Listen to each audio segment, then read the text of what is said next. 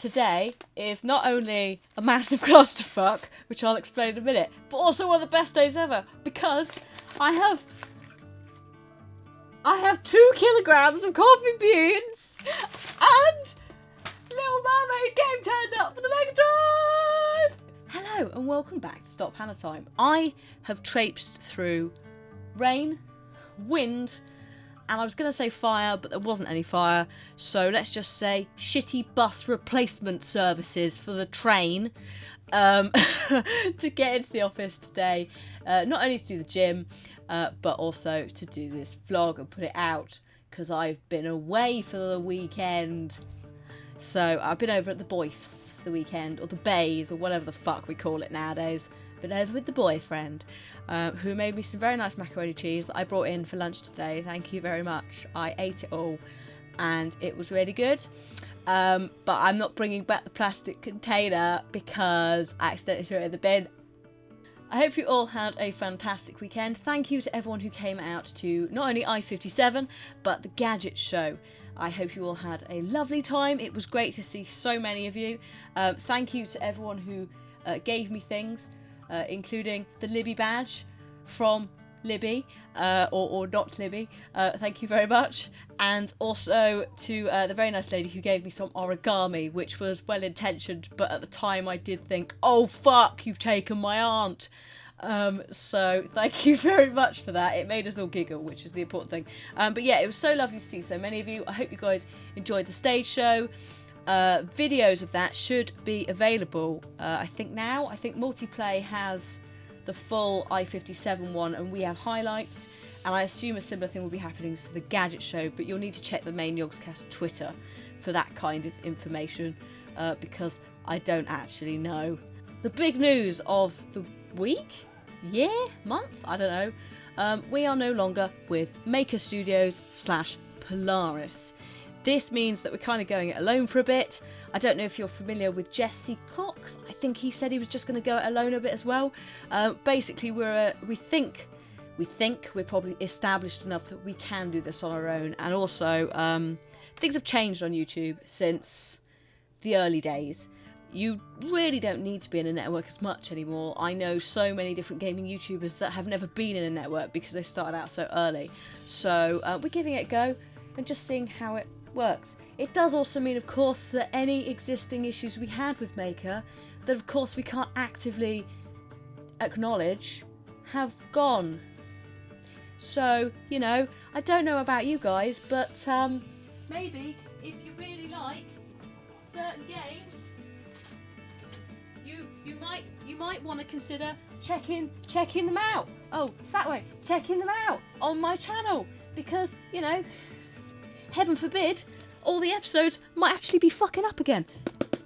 Do it! I am having a few issues with certain old videos have been flagged, and some people can't view them. We're working on it. It's something to do with, assumedly when we moved, the really old and retired shows function has a little blip. So there may be some really old shit, like the Dark Souls death montage, for example, or maybe Mass Effect 3, that has a few missing videos. If you do find any of those, please do tweet me, and I can look into what's going on with them. But on the whole, everything should be fine now. Or at least for a little bit, until something else happens. Such as the Quantum Break embargo. Good God. So I'll try and keep it short, and I'll try and keep it simple. But it's a complicated story that just got more absurd as the weekend went on. So I was given an embargo for Quantum Break, which was very similarly worded to Rise of the Tomb Raider because it came from Microsoft. And in Rise of the Tomb Raider, the words full review meant the whole fucking game. It can go live right now. Apart from, if you could avoid these spoilers at the end until the game's actually live, that's fine. So, Quantum Break embargo.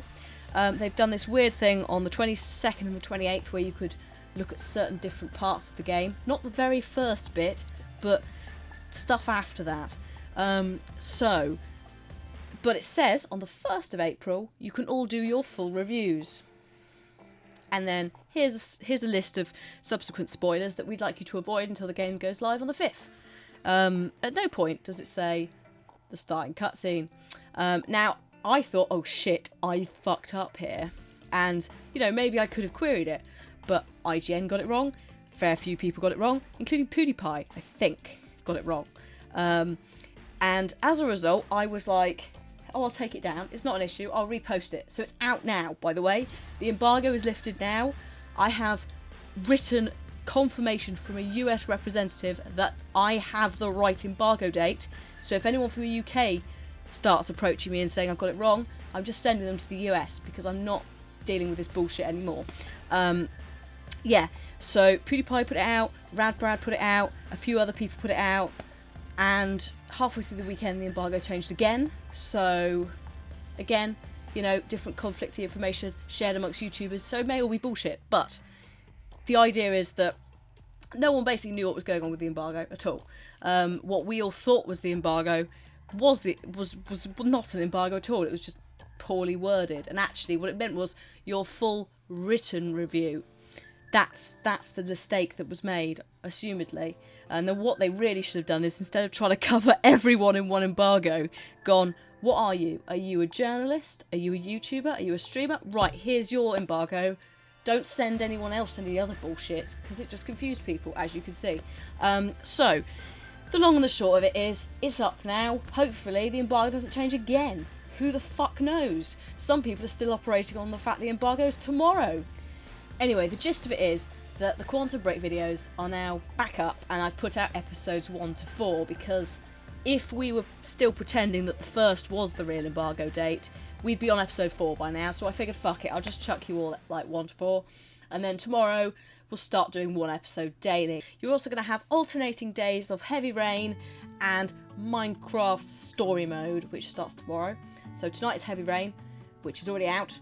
Go and look. And then tomorrow it's Minecraft Story Mode, and then when they both resolve, I will add something new to the mix. It's probably going to be the Fallout Automatron DLC, but I do have a load of other Keymailer games as well, so we'll just play around with that format, see what you guys like, see what you guys don't like. I am also moving house, so that's possibly the ideal time for me to move house, when I'm putting out these like one-offs and so on of Keymailer games, to get an idea of what you guys like, and also mentally preparing myself for May 10th, which is when the start of hell exists. Well, actually that's the 13th, but you know what I mean. The start of my work schedule just explodes. The 10th is when Uncharted 4 comes out. The 13th, so the 10th of May is when Uncharted comes out. The 13th, which is the only Friday the 13th in the whole year, Bethesda informed me. May 13th is when Doom hits, which I'm going to be all over like a rash, a really horrible, blotchy, nasty rash, like something out of hell, which is appropriate. I'm going to be all over both the multiplayer and the single player for that. I've got some really lovely ideas involving doing like group sessions with the map editor, which we're still waiting for more information on, but in theory it will allow campaign co-op play and stuff like that, so I'm very excited for that. And most importantly, it will also give me time to do my house move, which will be starting on the 22nd of April, so I'll hopefully have at least a week, maybe 2 then, to get myself in order, get myself moved, and try and get my internet set up so I can begin doing work at home again. I have no idea how well it's going to go, so it's going to be a watch this space on that. Questions. Are the Oxcast heading to MCM in May? I think so, yes. Judging on the fact that Kev said when we all said bye to him, he said, I'll see you in May, I think that's a yes. Alison would like to know, will you be playing Alison Road, The Hum Abductions, or Dollhouse? With Kim or by yourself? I think Alison Road and Dollhouse are still in development. I haven't heard about The Hum, but I would totally, absolutely love them to play them with Kim. I can't even speak. So, yeah, if you know anything about those games, do keep me posted. Drop me a tweet if suddenly it's coming out. Let me know, because I can't keep track of all the games. I wish I could. I need some sort of magical power where I could just go like, Deus Ex is delayed, or whatever the fuck. I don't think it is. Don't panic. I don't even know the release date for that. But you know what I mean. You could just go, no, they've changed it. It's the UK now, 3 days later. Yeah, embargo might happen, but probably not. I talked to this person. Oh, okay. I'd love it. It'd be great. A few people have asked, am I going to be on High Rollers D&D as a guest? that means I have to be invited. Not in a like, that's not like a passive aggressive invite me bitches sort of way. It just means it has to work for the storyline and stuff. And I know Martin's been on and things like that, but you don't want to expand it too much. Also, D&D is not my strength. Turns out lying through my teeth, i.e. werewolves or the Sheriff of Nottingham, is my strength. And I definitely love to do board game stuff, and that's something else I'd quite like to like record or stream out of my house. Is just another, because I know the main channel does board games, but there are other board games that they don't play that we'd love to play. So maybe do that out of my house too. We'd find out and, you know, mix the teams up a bit, because they're kind of the same all the time. Have, you know, like, I don't know if you've noticed, Kath did some stuff with Kim. It'd be great to have Kath in. Kath, in theory, is moving to Bristol, so that'd be really cool. Get a bit of Martin in, get a bit of Kim in, you know. Mix it the fuck up. Get some Duncan in. Connor says, if I was in a Hogwarts house, what house would I be in? I'd like to think Gryffindor, because I'm a bit like Ron and just bumble my way into loyalty arguments. You know what I mean? He's quite like, no, don't say that to that person. But I also, my werewolf and Sheriff of Nottingham plays make me think that I should probably be in Slytherin. A follow-up question to that is, what subjects would you do if you had to choose 3 from potions, charms, transfiguration, magical creatures, defense against the dark arts, ancient runes, magical history, herbology, astronomy? No, Trelawney's a complete fucking nightmare, mate. So I have to choose just 3, so it'd be like my A-levels. I can't remember what they're called. I know you've got newts, but there's owls. Is it owls? Might be owls. Newts then owls. Maybe one higher. Don't know. I think it would be charms, because I'm charmed. No, it's not because I'm charming at all. It's because I know how you say Wingardium Leviosa. And also I quite like, you know, charms. Like, you learn a lot of shit in charms. So that... I'd probably say transfiguration, because I would love to be able to turn into something and turn other things into things. Just, you know, how handy is it? McGonagall's a tabby, just fucking, like, bumbles about as undercover sort of thing. You know, you're Sirius as well. Sirius. Also, defense against the dark arts, because you've got to learn that defense. Especially if you're assuming we're in Harry Potter land around the time of Harry Potter. It's definitely worth learning how to defend yourself, isn't it? So the next question is from Guys and Games, who says, congrats on the house, thank you. You play a variety of games with different genres. Are there any you prefer and look out for? Well, when I was younger, I played a variety of genres. Oddly, I played a lot more platformers than I do now, mainly because they were Disney. But I'm really into games that have a fairly solid and engaging storyline, whether that's single player, action adventure, or, you know, the point and click stuff like this, which you should totally go and watch on the channel now it's live again, and so on. So it's stuff that sort of engages me, but I, on the other hand, really fucking like Doom. So it's part of this sort of thing of like, I really like horror, I really like fantasy, and I really like sci-fi, and I like stories, and I like tough choices and hardcore. For me, there's a range of things, and that's because when I was younger, I played a range of games. My dad had me playing puzzle games, he had me playing horror games, he had me playing action adventure, so Tomb Raider. I got Prince of Persia, both the original and I think the Sands of Time trilogy. We had Magic Carpet, we had Dungeon Keeper, I had gambling game. Well, I had Blackjack. It's not really a gambling game.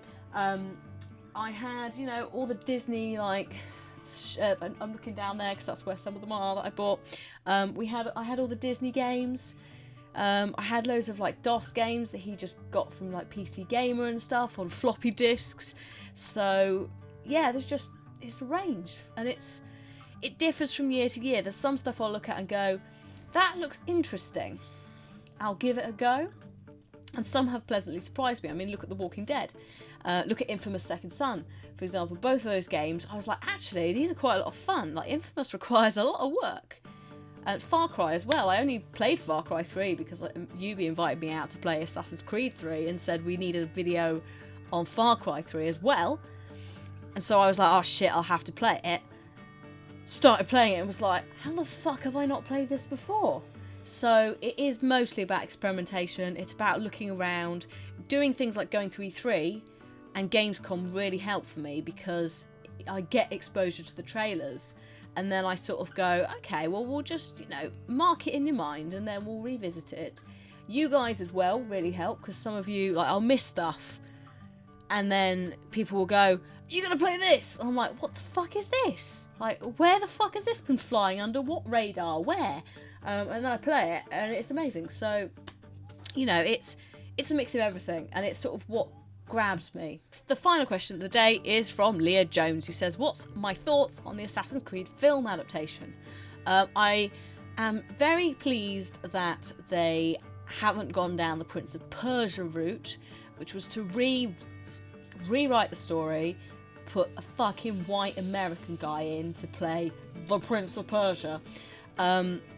Michael Fassbender has just done a very good Macbeth, and I think they're going down the dark, gritty route that you can with Assassin's Creed, but often people don't. So, Prince of Persia, the film, was so light and cheery and it just, no. You've got to have gritty. It's got to be dark. If you're going to do a franchise of Assassin's Creed that is a film, you need almost to turn it into, not as dark as Batman's gone in the Dark Knight trilogy, but it needs to go in that direction. It's blood, it's gore, it's assassinations. I'm loving the costumes. I'm loving the pictures that I've seen. There will, of course, be people going, how dare they cast a Brit, I'm sure he's a Brit, as a Spaniard. I think because it's set in Spain, isn't it? I'm not sure whether he is Spanish or he's just there. But some of this stuff will have to wait until it actually comes out to see if that really does ruin it or not. But I'm liking what I've seen so far. But I always love a dark interpretation of anything. It's part of the whole thing. I can't help it. So I I only hope that it's not completely fucked over by Hollywood. I really hope that they have been very strong-willed in what they want, and that what they want is what we want as well. It will be very interesting to see what it turns out like. Thank you very much for watching. If you have enjoyed this video and you're not already subscribed, please do consider subscribing, and please do drop a like on the video, and I will see you next week for more vlogs and things. Goodbye.